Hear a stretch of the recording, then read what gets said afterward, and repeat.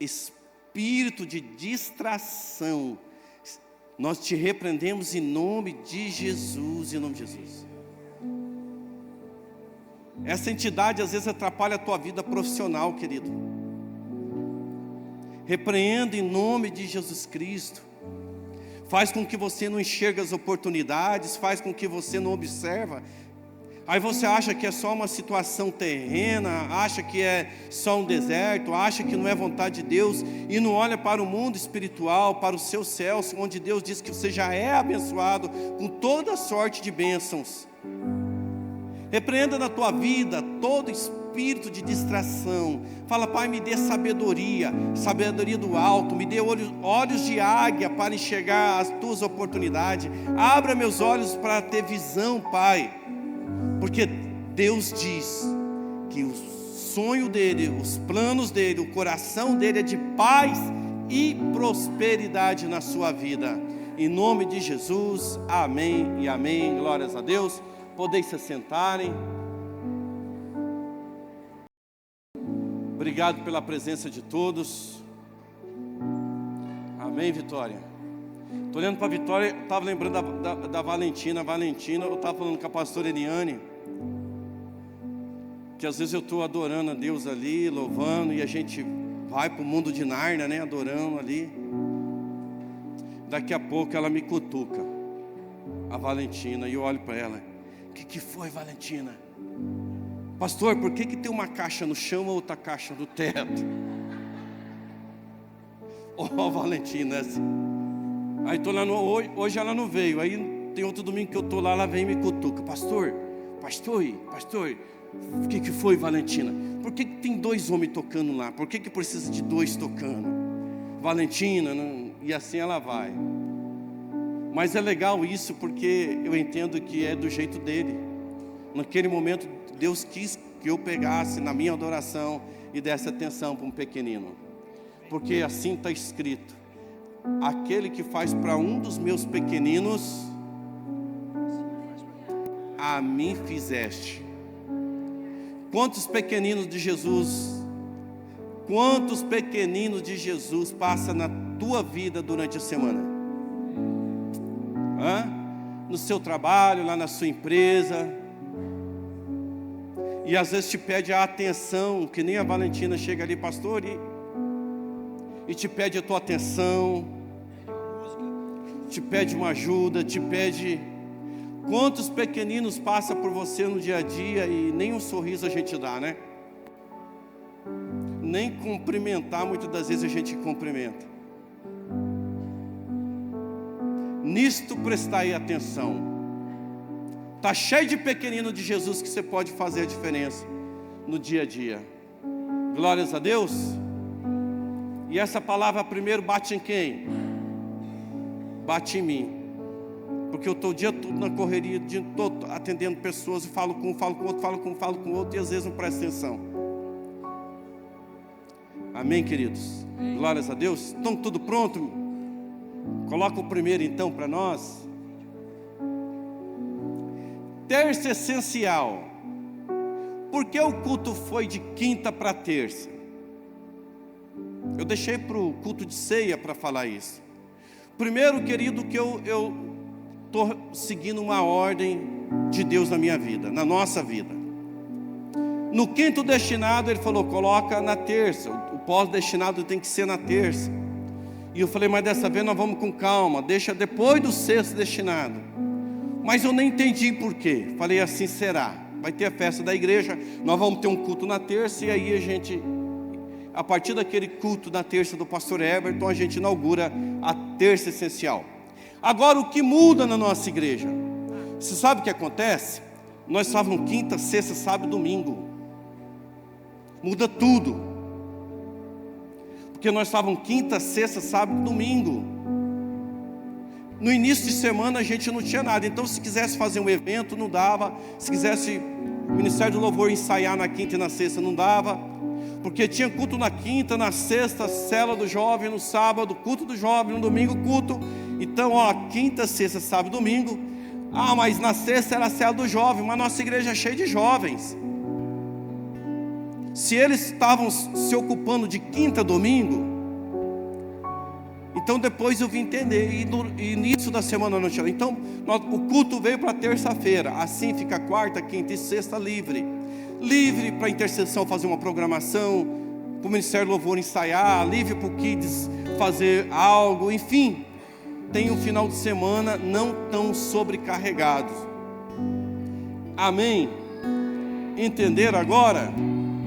Glórias a Deus. Então terça-feira a gente tem o nosso culto terça essencial. Sábado a gente tem o culto do jovem, o Gen. O que significa Gen? Geração.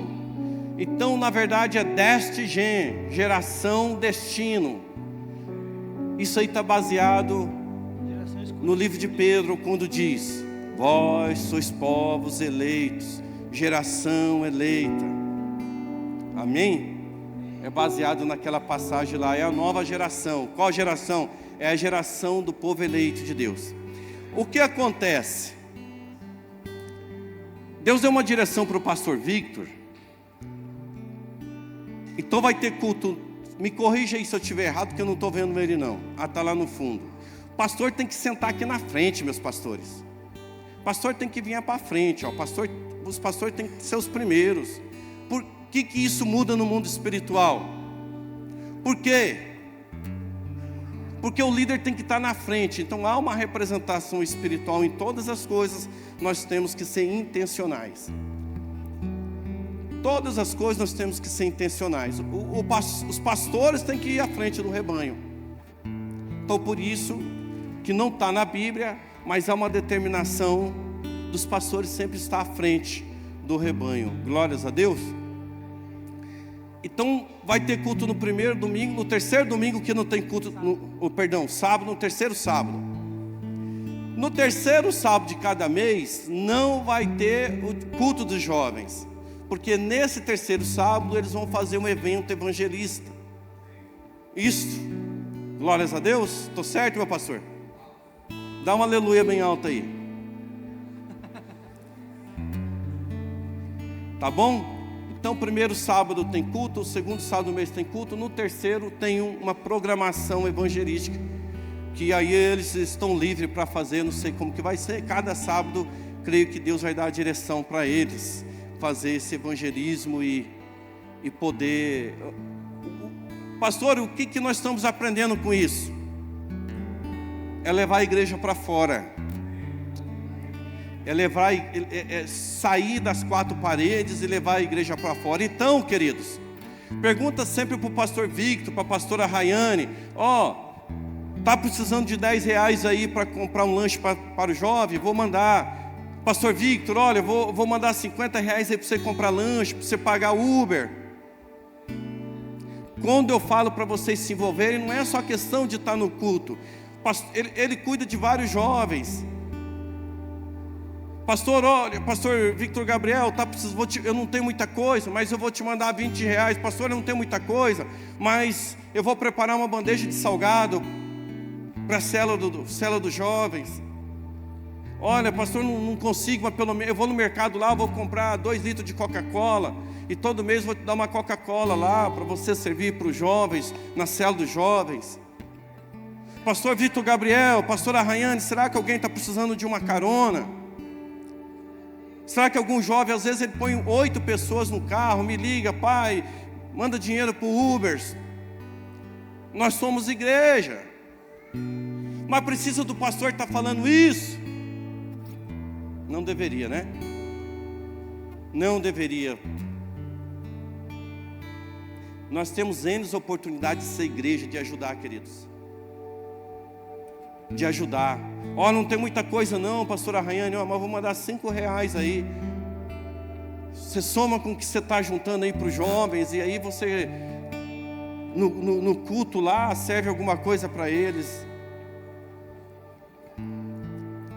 Isso é cuidado, isso é amor, queridos. Isso é a gente sair da igreja e de alguma forma ajudar. Olha, eu vou fazer um bolo, mas vou fazer um bolo para mim, vou fazer um bolo. Pastora Rayane, vou levar lá esse bolo para você na próxima célula, ou alguma coisa, ajudar. Põe para nós o próximo item. Quinta-feira teve o culto das mulheres. Graças a Deus, glórias a Deus, foi tremendo, né, minha? Diz que foi fortíssimo, com vários testemunhos, glórias a Deus. Dá uma salva de palmas para nossas mulheres.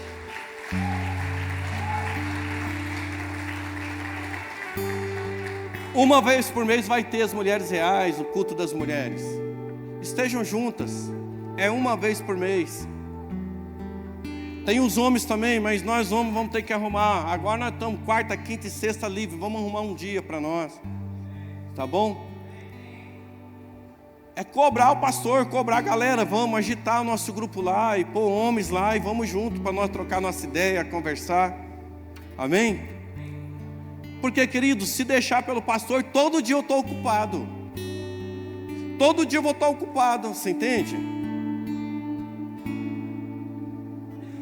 Todo dia eu tenho pessoas para atender, todos os dias, graças a Deus. Então, homens, se movimentem, me ajudam, não fique esperando o pastor não.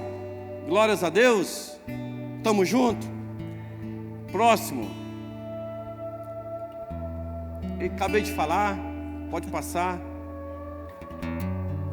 Amém? Acabou. Glórias a Deus. Glórias a Deus. Marca para mim a reunião do Destinados. Marca para mim. Marcou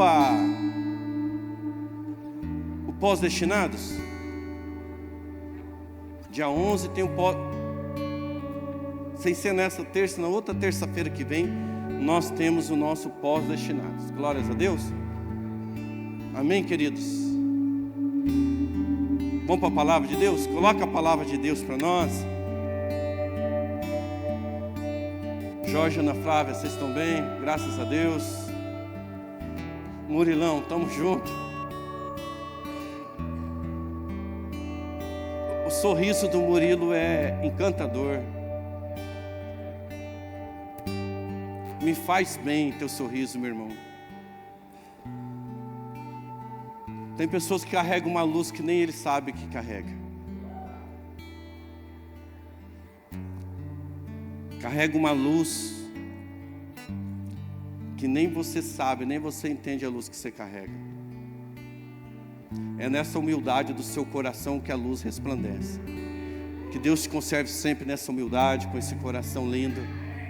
Glórias a Deus. A mesa que venceu o julgamento. Nós tínhamos 2 títulos. Eu passei para o pastor Victor e ele escolheu ele. O outro era... Não lembro. Não lembro mais. Hã? Não era para ser, glórias a Deus. A mesa que venceu o julgamento. Glória a Deus. Coloca para nós João capítulo 8. Pode pôr a partir do versículo 5.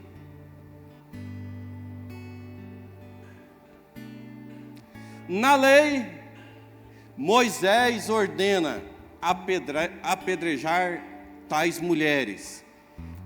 Que mulheres que era para ser apedrejada nessa condição na lei de Moisés? A mulher que cometia adultério.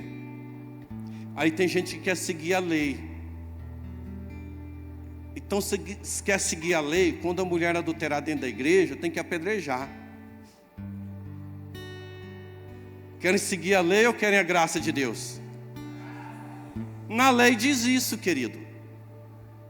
E o homem, quando adulterar, acontece nada. A lei não fala nada. A lei só manda apedrejar a mulher. Na lei, o adultério é só para a mulher, querido.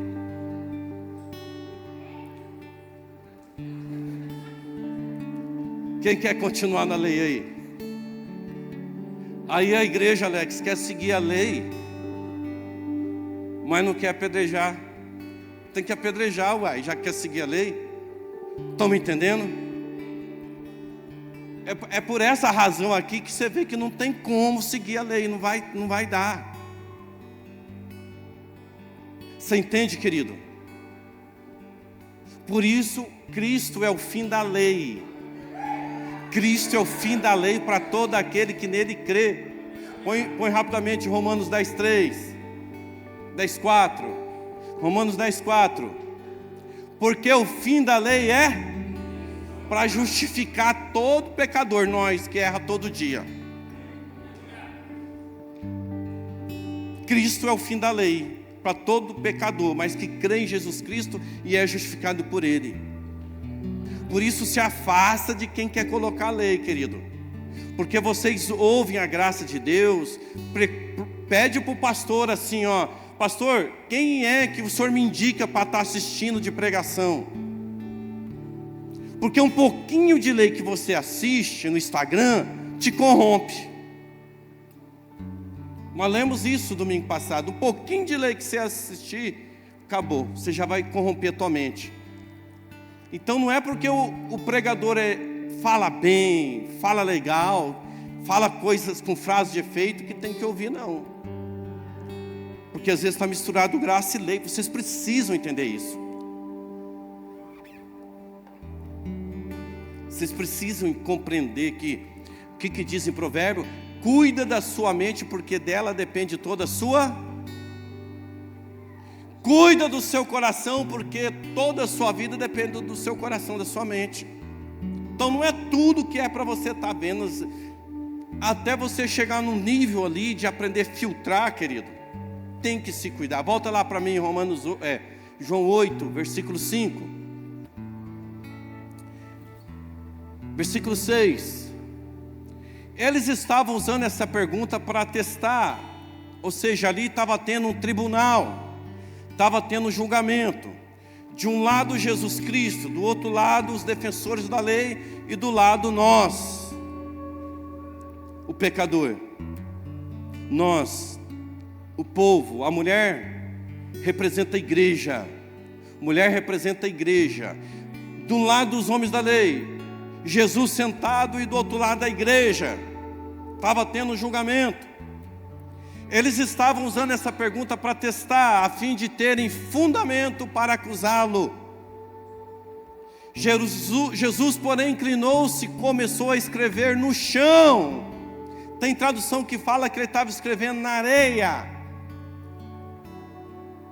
Jesus estava escrevendo na areia, no chão.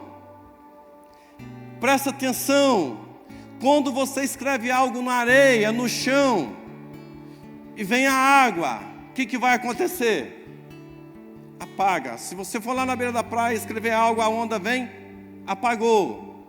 E se não tem água, vem o vento, o que vai acontecer? Põe João 3,8.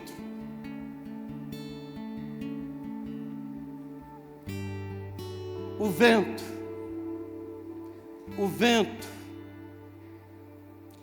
vento impetuoso, Atos 3 diz, veio um vento impetuoso, um barulho, um vento impetuoso, desceu labaredas como de fogo e batizou todo mundo. O vento sopra onde quer. O que Jesus estava falando para Nicodemos? Você o escuta, mas não pode dizer de onde vem nem para onde vai, porque o Espírito Santo é livre. E quem vive pelo Espírito Santo de Deus é livre. Assim acontece com todos os nascidos do Espírito. Volta lá em João para mim. Então ele estava escrevendo na areia, porque a lei é na pedra. Então quando você erra, teus erros é escrito na pedra. Por isso que manda? Apedreja. Mas Jesus estava escrevendo ali nossos erros, nossos pecados na areia. Jesus estava escrevendo ali na areia, porque ele está dizendo assim, ó, o vento do Espírito vem e apaga. E te dá uma nova oportunidade, não te condena, porque se eu escrever na pedra, vai ficar registrado. Mas ele escreveu no chão, na areia. Ele estava escrevendo ali a nossa vida, a tua história. Ele estava escrevendo toda a sua vida, todos os seus erros na areia. E ali o acusador condena condena, condena. E a igreja esperando. Próximo versículo. Por isso que Jesus escreveu na areia? A sua vida. O que ele escreveu na areia? O que ele deve ter escrito? A sua vida. Só um aleluia. Só um glórias a Deus. O vento do Espírito apagou o teu passado.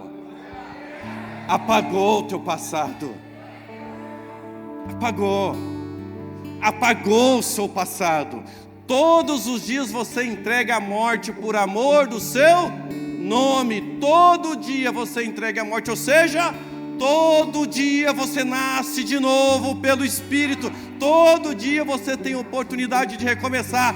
Todo dia você tem oportunidade de esquecer toda acusação do passado e viver novidade de vida todos os dias.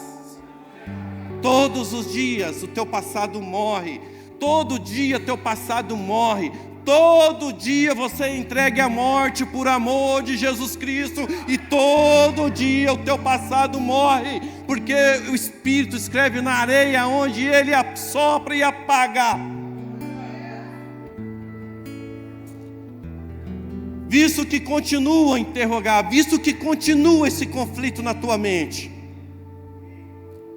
visto que o teu coração às vezes continua com esse conflito do que aconteceu, visto que o acusador continua a interrogar o teu coração, visto que o acusador continua a acusar a tua mente,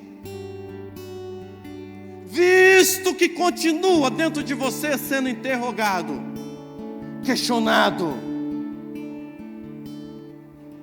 pressionado, ele se levantou e disse: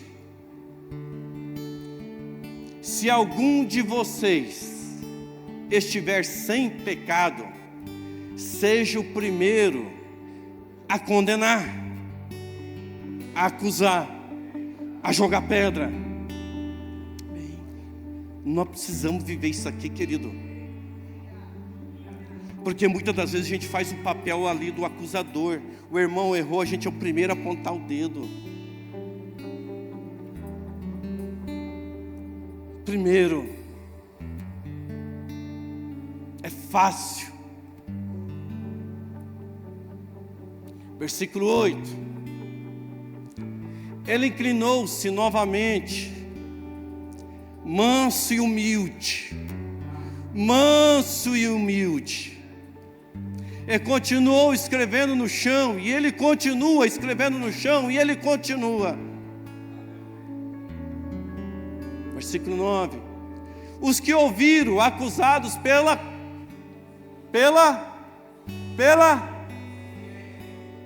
porque, queridos, nós podemos esconder de tudo e de todos a consciência nossa, meu irmão.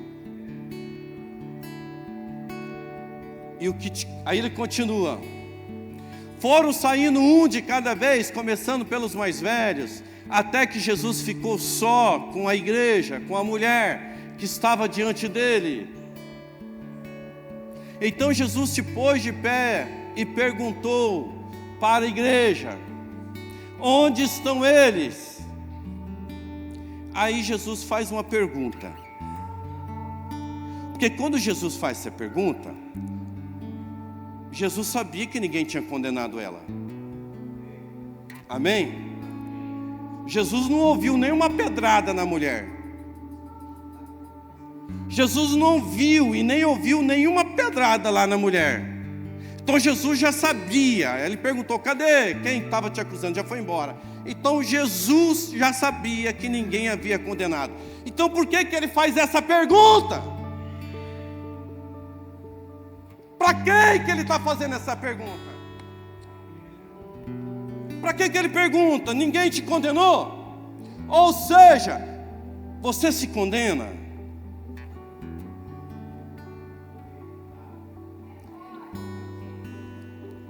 A tua consciência te condena de alguma coisa? A tua consciência te acusa de alguma coisa? Tem alguma acusação no seu íntimo? Você mesmo está se condenando? Porque quem te condenava fora já foi embora.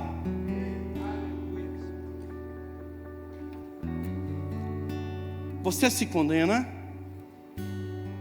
Eu vou te perguntar. E você responde bem alto. Você se condena? Só 5 não. É sinal que todos os outros estão se condenando. 5 só falou não, Luiz. O restante tudo ficou quieto. Então vamos ser libertos em nome de Jesus. Você se condena? Glórias a Deus. Aí ele diz, próximo versículo: eu também não. Não pense que eu vim te acusar perante Deus. Quem vos... Põe João 5,45.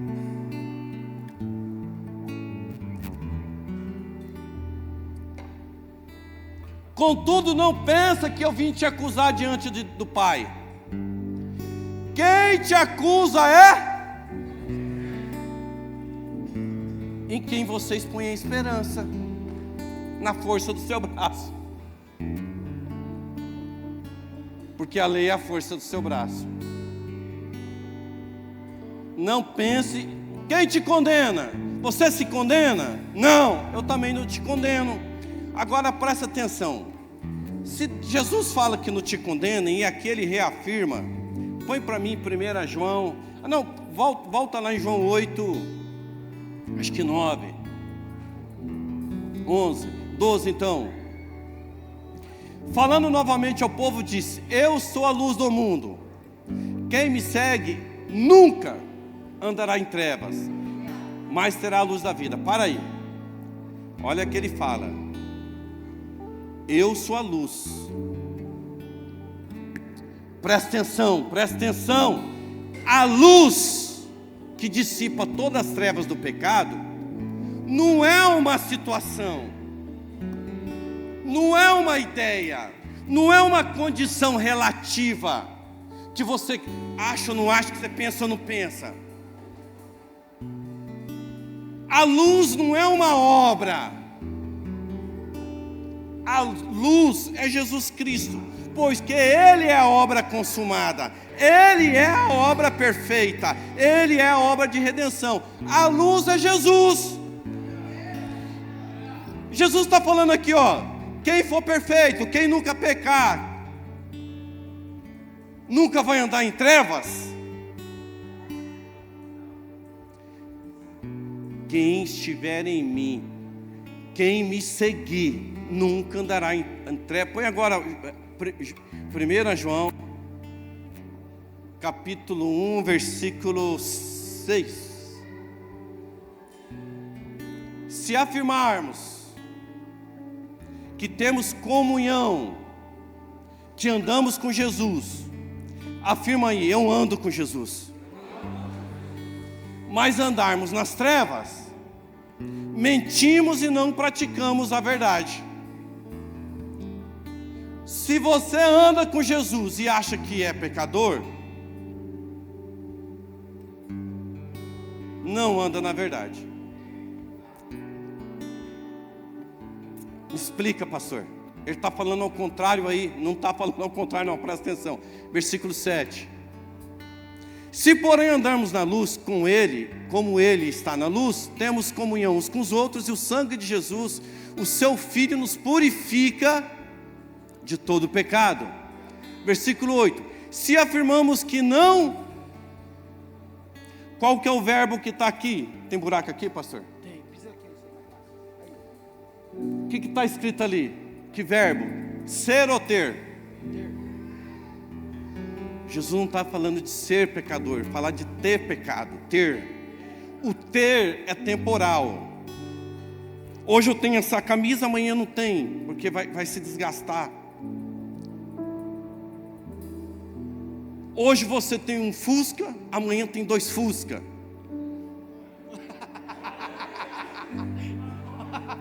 Glórias a Deus. E a unção da fusca redobra em nome de Jesus. Glórias a Deus. Quem mais quer fusca aí? Receba em nome de Jesus a unção da fusca redobrada. Versículo 9. Se confessarmos, eu não sou pecador, porque o sangue de, presta atenção nisso, que isso cura, te liberta. Se confessarmos, eu não sou pecador, porque o sangue de Jesus Cristo me liberta e me purifica. E o pecado que eu pratico, no verbo ter, Ele é fiel e justo para perdoar os nossos pecados e purificar de toda injustiça. Então Jesus, ele chega numa situação com aquela mulher que é de entender o coração dela.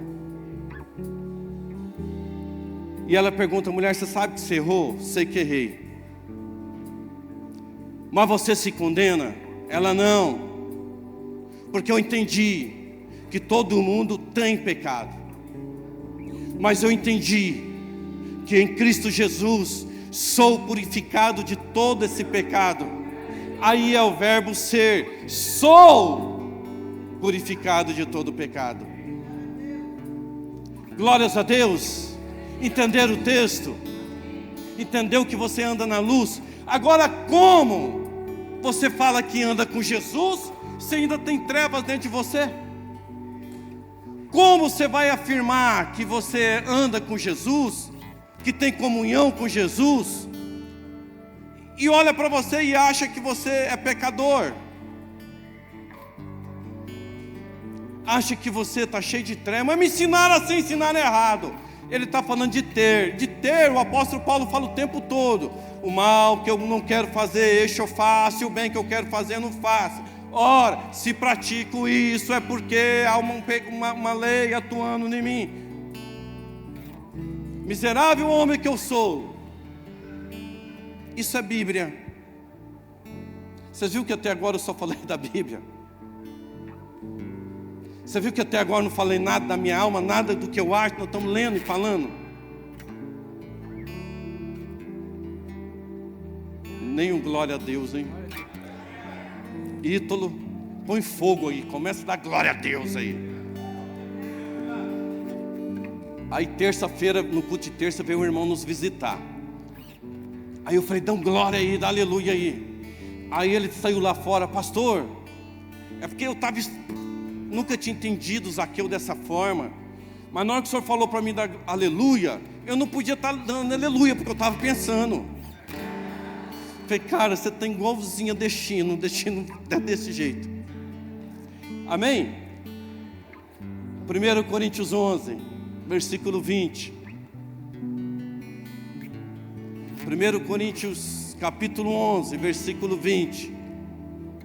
Para quem não lê a Bíblia em casa, vem para o culto de domingo, que aqui nós vamos ler a Bíblia.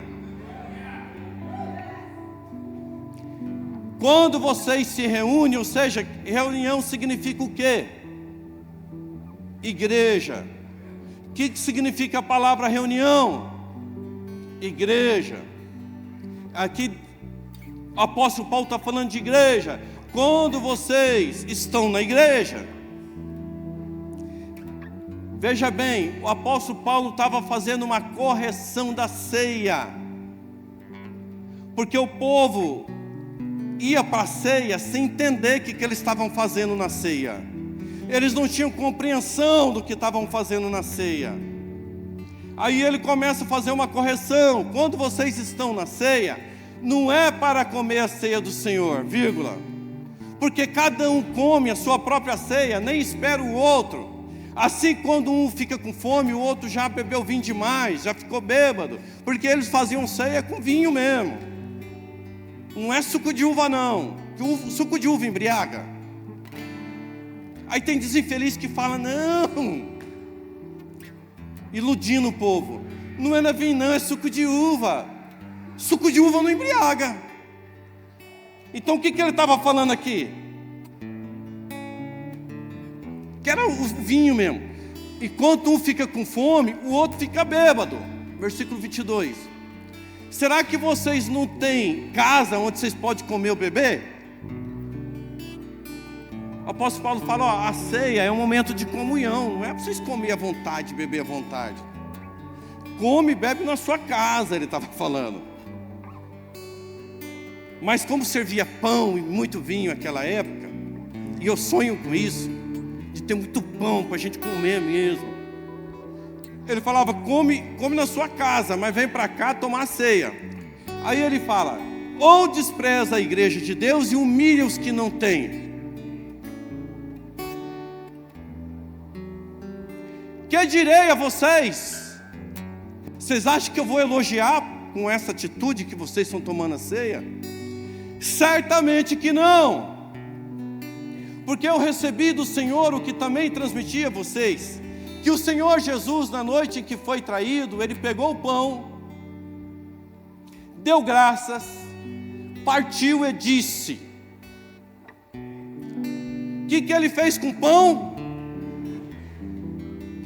E o que Ele fala? Isto é o meu? Então aquele pão que você segura na ceia é o quê? Pode falar com mais força. É o quê? Corpo de Cristo, aquele pão. Este é o meu corpo, dado em favor dos seus pecados, dado em favor das suas fraquezas, dado em favor dos seus erros. Favor, graça. O que é a graça? Favor imerecido. Quando ele fala favor, ele está dizendo, vocês não pagaram, vocês não têm condição de pagar, eu é que estou dando, é eu que estou dando meu corpo em favor de vocês, é favor imerecido, é a graça, em favor de vocês, façam isso lembrando disso o tempo todo, façam isso em memória de mim, em memória do quê? Jesus, do que Jesus fez? Foi para a cruz e morreu para pagar os seus pecados. E ele disse, está pago, está consumado. Toma a ceia lembrando disso. Isso é discernir o corpo. Isso é discernir o corpo. Se você não discernir isto, você está tomando errado. É isso que o apóstolo Paulo está falando. E ele continua. Da mesma forma, depois de ter comido o pão, ele pegou o cálice e disse, o que representa o cálice que nós tomamos na ceia? Este cálice é a nova aliança no meu. Façam isso sempre que beberem. Em memória, em memória, em memória. Não esqueçam disto. Hebreus 10, 17. Depois você volta aqui, tá? Depois acrescenta: nunca mais lembrarei dos seus pecados e nem das suas iniquidades. Assim, já que esses pecados são perdoados, não mais há necessidade de você ter sacrifício na sua vida. Tem gente que acha que errou, que pecou.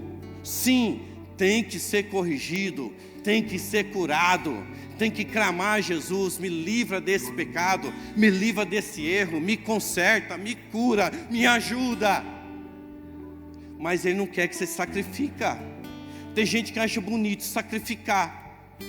Vou perder meu emprego, vou sujar meu nome, vou arrumar briga em casa, vou xingar meu marido, vou brigar com a minha filha, vou arrumar rolo, do nada vou arrumar um rolo com um amigo, perder meu melhor amigo. Se sacrifica. Ele não está vendo que está sacrificando tudo que é bom, tudo que é gostoso, tudo que é belo, tudo que é maravilhoso. Porque tem culpa, porque tem acusação, porque tem autocondenação dentro da cabeça dele. Você se condena? Não! Mas carrega uma condenação, e como carrega a culpa, vive sacrificando a saúde, fica doente, e fica problema. Por que eu fico doente, pastor? Porque está sacrificando, não era para sacrificar. Volta ao versículo 15. Não, perdão, lá 10, 15.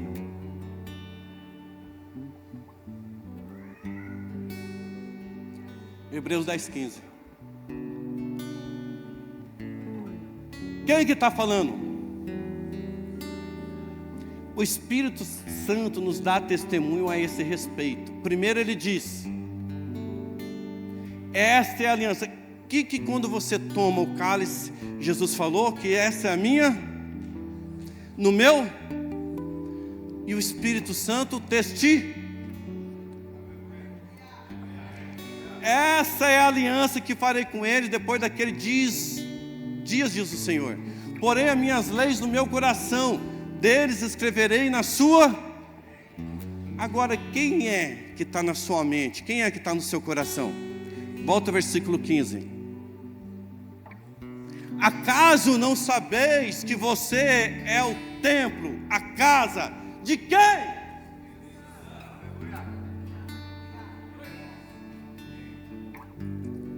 A tua mente é a casa de quem? Quem habita na sua mente? Quem habita no seu coração? Espírito Santo. E ele colocou a aliança dele protegida por quem então? Fala, uau, entendi. Agora entendi. Versículo 19. Portanto, irmãos, tenha plena confiança para entrar no lugar santíssimo pelo sangue de 1 Coríntios 11, 25. Então, quando ele diz aqui, ó, este cálice é a nova aliança, ele está falando dos seus pecados eu nunca mais. Dos seus pecados eu nunca mais. Ixi, põe Hebreus 10, 17 de novo. Já esqueceram.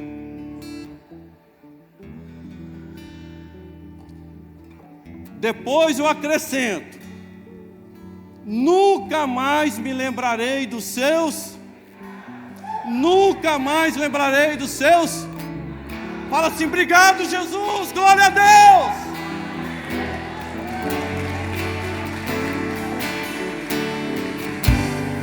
Volta lá, 1 Coríntios 11, 25.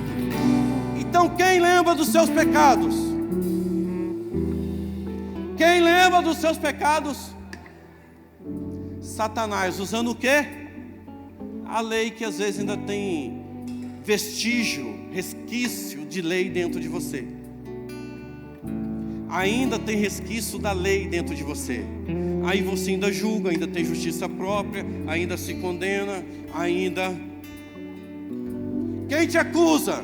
Jesus fala: eu não te acuso não, quem te acusa é Moisés. Me tira fora disso. Quando você chegar lá do outro lado da vida, eu vou falar: eu não te pedi um monte de coisa que você está fazendo aí, eu não te pedi nada desse sacrifício, eu não te pedi nada dessa loucura aí.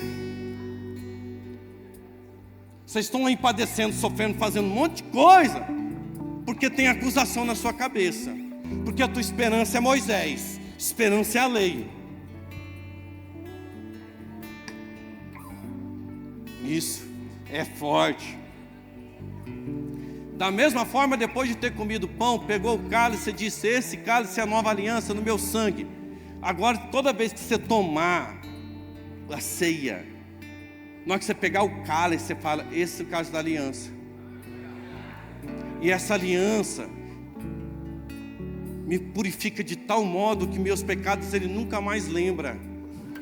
Porque quem protege essa aliança é o próprio Espírito Santo que está no meu coração. Deus falou: eu vou pôr a minha lei no teu coração, porque lá está o Espírito Santo de Deus. Porque nem isso você é capaz de proteger essa aliança. Então o Espírito Santo de Deus te interpreta com gemidos. Te interpreta com gemidos, porque ele está dentro de você sofrendo, porque você não sabe nem orar. Nós não sabemos nem orar. É o pastor que está falando isso? Fala: não, está escrito em Romanos. Porque eu não sei orar, o Espírito Santo está tentando me interpretar com gemidos inexprimíveis. Versículo 26. Porque sempre que comerem deste pão e beberem desse cálice, vocês estão anunciando a morte do Senhor até que Ele venha. Portanto, aí ele fala, aí ele corrige a igreja, ele dá um puxão de orelha. Portanto, todo aquele que comeu pão, sem entender o que é o pão, não entende o que é o pão, que o pão é o corpo de Cristo dado em favor dos seus erros, ou bebeu o cálice, não entende o que é o cálice, não entende que é a nova aliança por meio do sangue de Jesus Cristo, e que ali ele não está lembrando mais dos seus pecados, ele é a luz que dissipa as trevas do pecado. Se você não entender isso, aí você toma de modo indigno e será culpado. Uau! Agora entendi. Por isso aí ele vai dizer, culpado de pecar contra o, volta lá para mim, pecar contra o corpo e o sangue do Senhor. Por quê? Porque está errando, não está entendendo o que ele está fazendo. Ele está tomando a ceia sem entender. Versículo 28. Examine cada um a si mesmo, então coma do pão e do cálice. Coloca aquilo ali para mim que eu falei. O que ele estava falando sobre examinar? Eu escrevi, passei para eles, para mim não...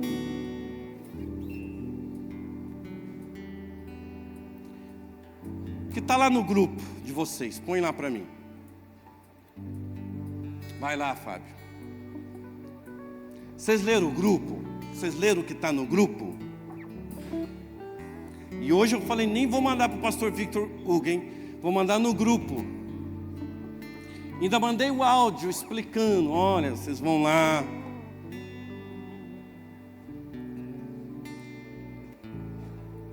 Isto. Obrigado, Tom. Olha lá, qual que é o quarto exame que vocês têm que ter?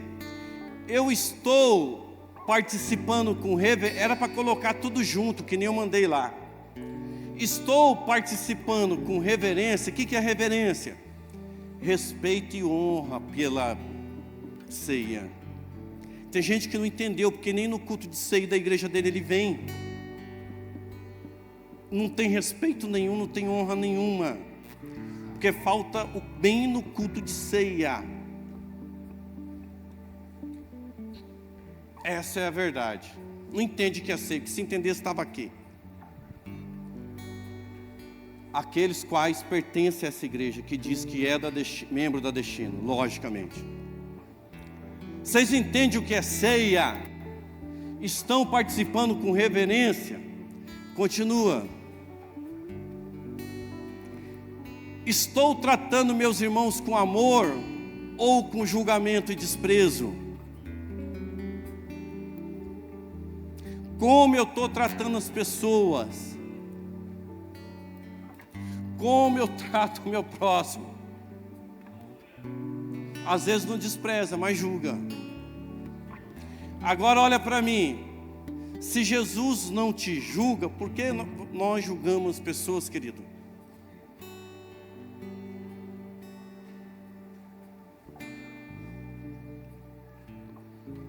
Estou vivendo pela fé, confiando em Cristo ou em mim e não em mim? Ali está escrito errado. Estou pela fé confiando em Cristo ou em mim mesmo? Ou não em mim mesmo? Esse é o exame que você tem que fazer. Como eu sei o que é ceia, agora eu sei. A ceia é o pão representando o corpo de Cristo dado em favor de meus erros. O cálice é a aliança, a nova aliança, que me purifica de todo pecado. Eu tenho reverência, respeito e honra pela ceia, porque lá eles estavam sem reverência nenhuma. Um comia ceia, não esperava o outro ia tomar vinho, tomava vinho demais, ficava embriagado. O apóstolo Paulo falou, vocês não têm reverência nenhuma, vocês não estão entendendo o que é ceia. Aí ele questiona, outra coisa que ele questiona, vocês estão humilhando a igreja de Cristo, vocês estão humilhando, vocês estão desprezando pessoas. E aí ele faz a quarta pergunta, como que vocês vivem? Vocês vivem pela fé em Cristo Jesus? Foi os 4 questionamentos que ele fala. Então examine você a si mesmo. Volta lá para Coríntios, Tomzinho, por favor. Quem que está ali junto com o Tom? Examine cada um a si mesmo, então coma do pão e beba do cálice. Pois quem come e bebe sem discernir o corpo do Senhor, e come e bebe para o seu próprio condenação. Porque não entendeu ainda. Mas hoje nós entendemos. Versículo 30. Por isso existe entre vocês muitos fracos e doentes, e vários já dormiram. Mas se examinamos a nós mesmos, não recebemos juízo. Então, volta lá. Eu examino a mim mesmo e tomo de forma digna. Qual é a forma digna? Jesus morreu pelo meu pecado e o seu sangue me purifica de todo o pecado. Essa é a forma digna. Aí eu não tenho mais condenação na minha consciência. Aí a minha consciência está purificada. Pastor, mas eu estou cheio de erro, estou cheio de erro, estou cheio de erro. Toma a si mesmo. Aí ele volta lá, continua. Contudo, sendo julgado pelo Senhor, somos disciplinados para que não sejamos condenados com o... Eu vou tomar ceia, porque Ele me purifica e me fortalece. E o Senhor me disciplina, me corrige. E o Senhor me corrige, que é normal, Ele vai te corrigir, Ele vai, aí está lá em Hebreus capítulo 12, Ele vai te corrigir. E isso responde o porquê, presta atenção, o porquê que muitas das vezes a gente passa por algumas lutas que não entende por que está passando, porque Ele está te curando. Ele está te corrigindo, Ele está te curando, Ele está te curando, Ele está te corrigindo. E a gente não entende o porquê que eu estou passando por algumas provas, por alguns desertos, por algumas lutas. Por quê? Deus, você está permitindo isso porque eu estou te corrigindo. Corrigindo do quê, Pai? Até o dia que você entender que não é pela força do seu braço e pelo meu espírito. Até o dia que você entender que você não é aperfeiçoado pela força do seu braço, mas pelo meu espírito. Está lá em Gálatas 3, não precisa abrir não, né? Senão o tempo vai embora, né? Amém? Está escrito lá em Gálatas ou não está em Gálatas 3? Que não é pela força do seu braço, é pelo... Para finalizar, querido, eu quero falar algo para você agora. Agora eu vou pregar. 4 minutos. Se você está passando por qualquer luta sua e continuar com o mesmo pensamento, você vai continuar nessa luta. Não tem segredo. Se você continuar com o mesmo pensamento, com a mesma mentalidade, com a mesma atitude, com o mesmo pensamento, com a mesma mentalidade, vai continuar a mesma luta, o mesmo deserto, o mesmo caminho. Põe lá para mim rapidinho, Romanos 12. Porque nós não entendemos o que é o culto racional. O culto racional não é isso aqui, não. Não é não ter emoção. Você tem que ter emoção. Tem nada... Põe lá, Romanos 12. Portanto, meu irmão, peço pela misericórdia... Pede por quem? Pela graça de Deus. A misericórdia de Deus na nossa vida. Que ofereça o corpo de vocês. Está no plural? Está no plural? Está no plural, o corpo de... Então ele está falando o quê? De todos, da igreja. Em sacrifício, vivo, santo e agradável a Deus. Olha só. Este é o culto racional. O que é o culto racional? Eu entender o que é um sacrifício vivo, santo e agradável. Ele vai continuar. Versículo 2. Não amolde ao padrão desse mundo, mas transforme-se pela renovação da... Então, como que você pensou ontem? Como que você pensava ontem? Amanhã você tem que se renovar a tua mentalidade. Se continua o mesmo deserto, tem que mudar a forma de pensar. Se continua a mesma luta, muda a maneira de pensar. Renova a tua mente. Transforme-se pela renovação da sua mente para que vocês experimentem o que Deus quer. O que Deus quer? bom, perfeita e agradável vontade de Deus. Versículo 3. Por isso, pela graça que me foi dada, olha só o que ele fala. Entenda, por isso, pela graça que me foi dada, diga a todos vocês, não, mentalidade, pensamento, não pensem de vocês mesmos, além do que deve pensar. A gente julga muita gente para cima e muito para baixo. Irracional, emocional, aí que entra o culto. Mas pense moderadamente, segundo a medida de fé. O que ele está falando? Não é para pensar nada de você, é para você ter. Vocês estão aí? Cansaram? É para vocês ter fé na graça de Deus.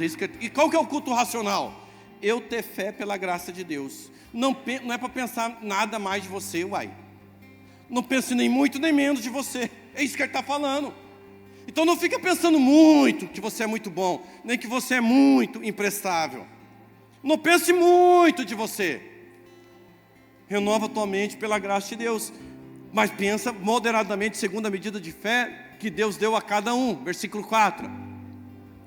Como cada um de nós tem um corpo com muitos membros, e esses membros não têm toda a mesma função, assim em Cristo nós que somos irmãos, formamos um só corpo, e cada um está ligado a todos os outros. Temos diferente dom, de acordo com que nos foi dada. Se alguém tem o dom de profetizar, vou até aqui, é para usar com fé. O que Deus está falando? A igreja, um vai ter o dom de dar trabalho para o pastor. O outro vai ter o dom de ficar perguntando as coisas para o pastor. O outro vai ter o dom de ser do teatro. O outro vai ter o dom de estar sentado no banco, mas vai ser um excelente adorador. O outro vai ter o dom de não participar de nada, mas financia a igreja.